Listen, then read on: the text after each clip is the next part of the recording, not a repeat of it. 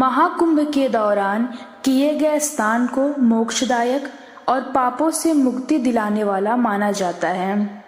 मान्यता है कि इस अवधि में संगम के जल में अमृत तत्व की उपस्थिति होती है। महाकुंभ के लग्न में स्नान करने से व्यक्ति जन्म जन्मांतर के पापों से मुक्त हो जाता है और दिव्य लोक की प्राप्ति होती है। महाकुंभ में त्रिवेणी संगम पर स्नान करने से व्यक्ति के सभी पाप नष्ट हो जाते हैं और उसे मोक्ष की प्राप्ति होती है। हम सभी को दिव्य भव्य महाकुंभ प्रयागराज के साक्षी बनने का सुअवसर प्राप्त हो रहा है। यह परम सौभाग्य की बात है। पौराणिक शास्त्रों में कुंभ पर्व की महिमा का गुणगान करते हुए इसके स्नान को समस्त पापों का नाशक एवं अनंत पूर्णदायक बताया गया है। स्कंद पुराण में वर्णित है, 1000 बार कार्तिक मास में गंगा में स्नान करने से, 100 बार माघ में संगम स्नान करने से, बैसाख में 1 करोड़ बार नर्मदा स्नान करने से जो पूर्ण फल अर्जित होता है वह कुंभ में केवल 1 बार स्नान करने से प्राप्त होता है।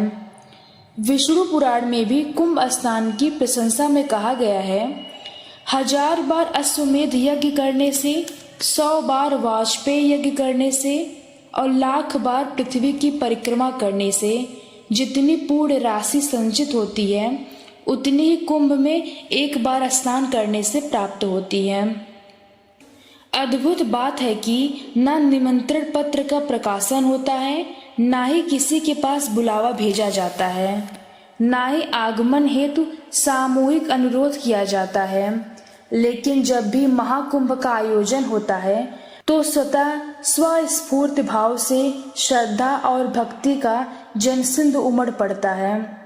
कुंभ का आयोजन हरिद्वार, उज्जैन तथा नासिक पर भी होता है, किंतु प्रयागराज कुंभ की विशेष महत्ता है। श्रद्धालुओं को यहाँ 3 पवित्र नदियों के संगम में स्नान करने का सौभाग्य प्राप्त होता है।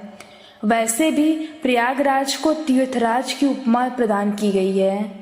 गोस्वामी तुलसीदास जी कहते हैं, को कही सकई प्रयाग प्रभाऊ, कलश पुंज कुंजर मृगराऊ, अस तीर्थ पद देख सुहावा, सुख सागर रघुबर सुख पावा।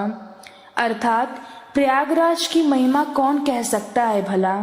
यदि पाप रूपी मदमस्त हाथियों का समूह सब कुछ नष्ट करने पर तुला हो तो सिंह रूपी तीर्थराज प्रयाग उनका वध कर सकता है। ऐसे तीर्थराज का दर्शन कर स्वयं प्रभु श्री रामचंद्र जी ने भी सुख पाया। ऐसे प्रयागराज में महाकुंभ के आयोजन का सौभाग्य बिना हरि कृपा के नहीं प्राप्त हो सकता।